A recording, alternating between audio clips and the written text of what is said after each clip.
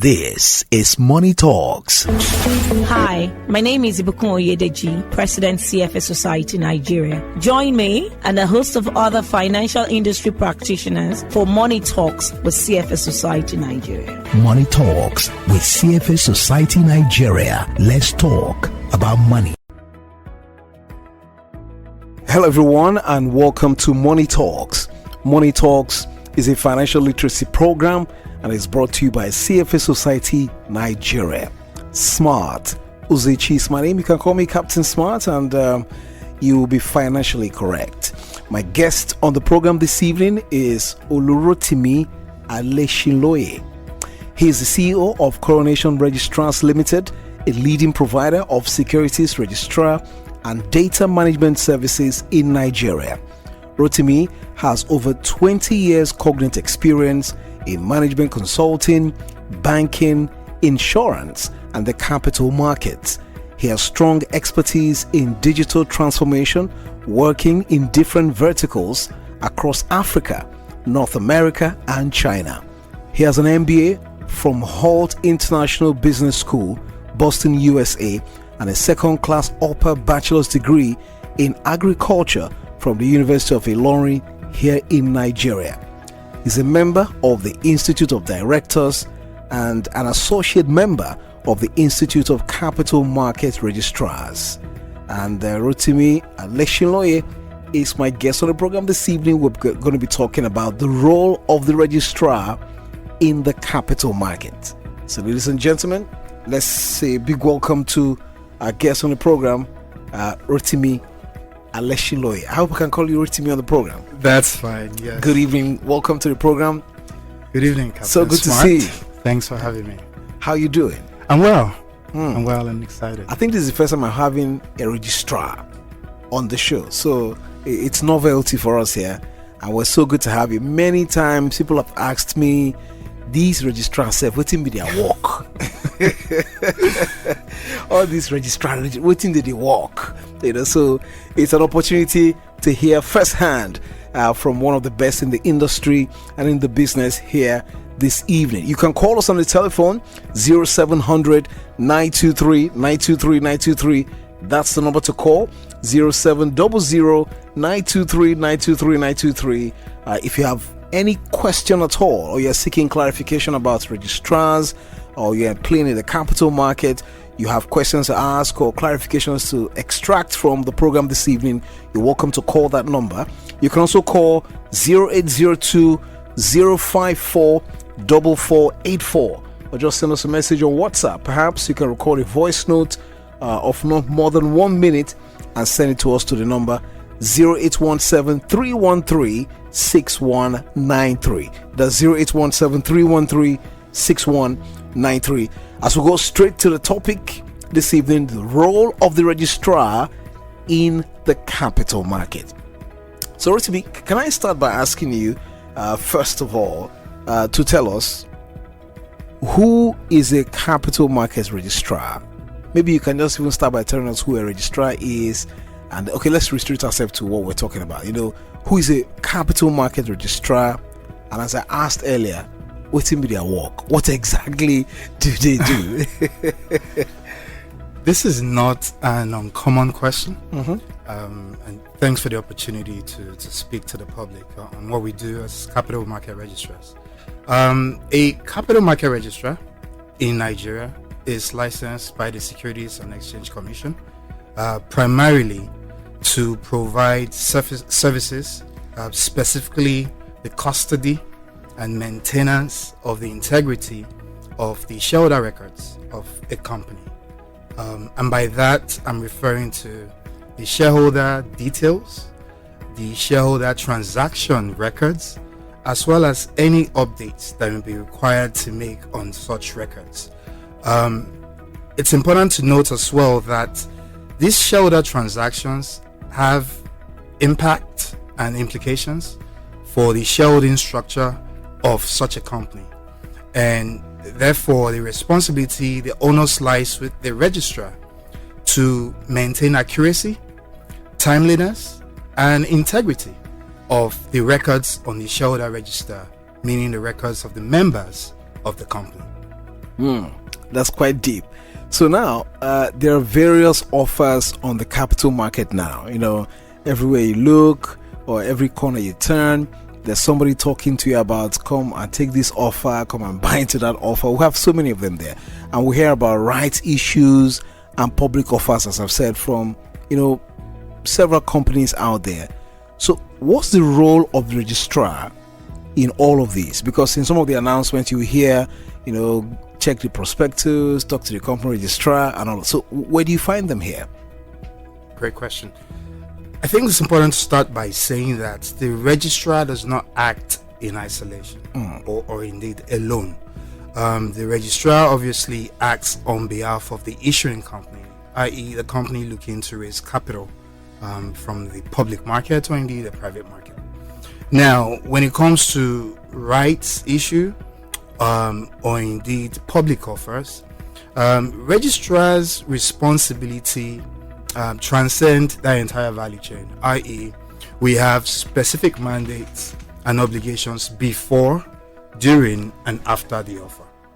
So prior to the listing, prior to the offer, the registrar will typically work hand in glove with the issuing company, first to understand and clarify expectations. Subsequent to that, all of this is then documented in what we call the rights circular or the prospectus, as you said. The registrar is responsible for the dissemination of those documents. Those essentially are the offer documents detailing the terms and conditions for participating in the offer and other modalities. It is the registrar's duty to ensure that these important documents get to the bona fide eligible shareholders as a when due in advance of the offer going live. Now, during the offer, the registrar has a duty to, almost on a real-time basis, receive applications, verify those applications, confirm that they are consistent with the terms and conditions of the offer. Once application verification is done, we then proceed to what we call allotment. Again, based on the expressed intent of the shareholders and subject to the conditions, the governance conditions of the offer, we then allot the shares as applicable. But the job is not done just yet, because while the outlines and the rules of an offer are in black and white, you can't always necessarily adjudicate for what's going to happen. So it's not unusual, for example, to have an oversubscription where people intending to partake and participate in the offer have registered and expressed intents that are not necessarily available. In that case, you would have registrars are responsible to work out the math and ensure that the appropriate monies are refunded to those shareholders who otherwise would have been able to participate in the offer. So there's a lot of database management, just record keeping, a lot of math and algorithms, and you also want to make sure that there is foolproof reconciliation, so that both from a regulatory standpoint, but we also have contractual obligations to our issuers, that they are satisfied with the integrity of the work we've done. So in layman's terms, companies who are doing these offers can actually return money to prospective investors, saying that the money is we are oversubscribed. Yes. We can't accept any more money. That is correct. Yes. Okay, that sounds interesting. Remember, you can join the conversation 0700 923 923 923. You can call us and ask any question you have or you may have about rights, offers, issues, or you have bought shares, you're trying to buy shares, as they're everywhere right now. You want to ask questions, you want to seek an advice before you leap into any one of those.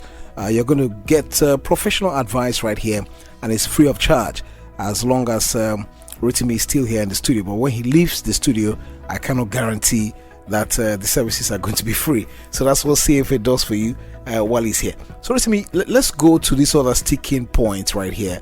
You have this, especially when people have made investments and then they pass.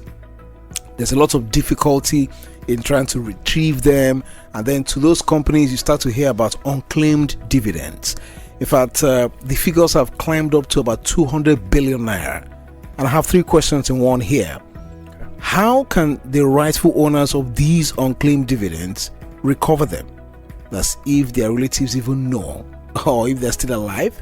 And what may be causing this issue to keep persisting, and what can be done to arrest this matter permanently? Because you have it in all over the places. Unclaimed dividends. In fact, sometimes the federal government was talking about even dipping hands into that coffers. So how do we deal with this problem?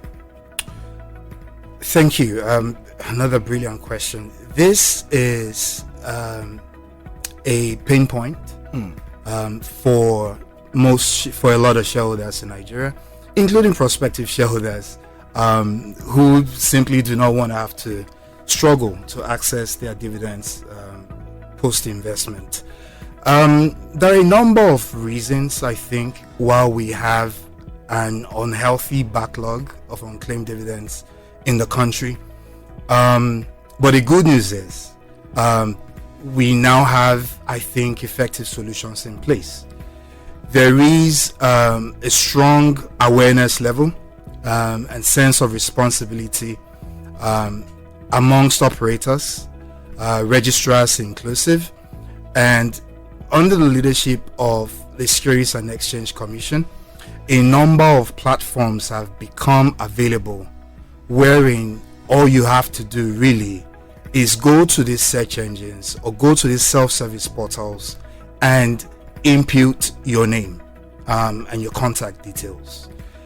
So for example, if you go to sec.gov.ng, that's the government's own website, there is a dedicated portal to unclaimed dividends. So if you or any of your dependents, associates, or family members have unclaimed dividends in any stock whatsoever, you can go to this website portal and input your details. Immediately, there is a process flow that triggers activity and response from the specific registrar managing that stock or share.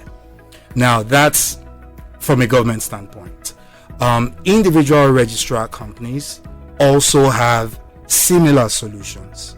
So it means that after all, dividends will not be lost. They shouldn't be. They come from sweat equity, hard-earned monies. People have taken their time to set aside for investment purposes, for future earnings. And this is the time for them to access those future earnings. And it's our job to help them do so. All right. Moving on now. Remember, you can send us a message, 0817-313-6193. Or you can call the telephone number 0700-923-923-923. There's also 0802-054-4484. I'm sure this concerns a whole lot of people out there. You've been going to that big corporation and there's no solution in sight. You can call and ask questions on how to retrieve unclaimed dividends. They told you, oh, your dad passed, he didn't sign this paper or that paper, so you're finding it difficult to access the wealth of your late dad or late mom. You can ask questions now, and the questions are coming in now. This person says, good afternoon, Captain Smart. Please, my question is this. My dad has shares with 2 companies, but he's dead, and the dividend still comes. Please, how can I convert it to mine or take charge of it to be collecting it? For more than 40 years, the dividends have not been collected at all, and they don't want to put out their names. They send that as anonymous. So it's not unusual to have investors pass on interstate, i.e. without a will, and that creates this type of situation. What you can do, sir or ma, is execute a letter of administration. And again, we have our people on standby. If you call any of the numbers or the email address I read out, we'll be sure to respond to your needs. But this certainly requires an administration, this is a transmission scenario, a case that requires those assets to be transferred to a named beneficiary. And it's a regulated business we're in, and it's important that we act in alignment, consistent with the law and statutes of the land. And to that extent, we'll need the necessary legal papers to do that. All right. And following from what we've discussed, earlier, is there a period after which unclaimed dividends can become, statute barred, and how can we really avoid that kind of situation? Can it become like a dot check or something? It's another great question. I don't think most people know this. You cited the figure about 200 billion in unclaimed dividends. It's important to clarify that majority, the bulk of those monies are not with the registrars. Because under the law, dividends that are unclaimed after a 12-year period become statute barred, which means after that date they can no longer be accessed. Wow. Even by the bona fide investor. After 12 years, they will be returned to the issuing company, and it goes straight into their books, into their net reserves, almost as retained earnings, right? But there is also a shorter gestation that I think the public should be aware of. After a 15-month period, 90% of all unclaimed dividends are returned to the issuer. Wow. Yes. So they immediately leave the registrars and they go back to the issuer only upon request, only in response to fresh demands, having provided the necessary documentation, and we now are able to pay more dividends. Can we go back to the issuing company? So if you get the point I'm making, after 15 months it goes back to the issuer, but within 15 months to 12 years we continue to go back to the issuer for replenishment in order to serve the market. And after that 12-year period elapses, investors are unable to retrieve and access their dividends anymore. I don't think this is well known to the Nigerian public. Wow. Okay, in case you're just joining in now, 0700-923-923-923. You can call and ask questions. This is a very, very sensitive conversation, and there are answers here right now. 0700-923-923-923. Telephone calls to that number. There's also 0802-054-4484, or you can just send a message on WhatsApp 0817-313-6193. Good afternoon. I bought 50,000 units of I'm not going to mention the name of the company. We're not mentioning brands here. I bought 50,000 units of these company's shares when they did the public offering. Till date, I have not received the certificate of any dividends. What do I do? I'd refer this gentleman or lady to his stockbroker, or you may reach out to the company itself and seek to identify who the registrar company is, and then reach out to the registrar company. They would advise you on if, for example, you need to dematerialize your shares. I suspect that's the case here. You need to do that first, and subsequently you can either trade those shares, collect dividends, and do whatever you want to do with those investments. Okay, let's go to when a shareholder dies, and he has beneficiaries or people who think that they're beneficiaries, or they're benefactors to that deceased person. How can these beneficiaries take over those shares and start to earn dividends from there? That's if they're even aware in the first instance. But before we get there, let's talk to this caller. Hello, good evening. Hello, smart broadcast. How are you? Very well, thank you. Welcome to the program. Thank you. Number one, I want to ask our guest. You talked about unclaimed dividends now. For instance, the federal government at a point in time talked about borrowing those unclaimed dividends. And a lot of people rejected that for years, which is right. But my question is this. If, according to him, now, he said after 12 years, it started bad. I don't believe it is.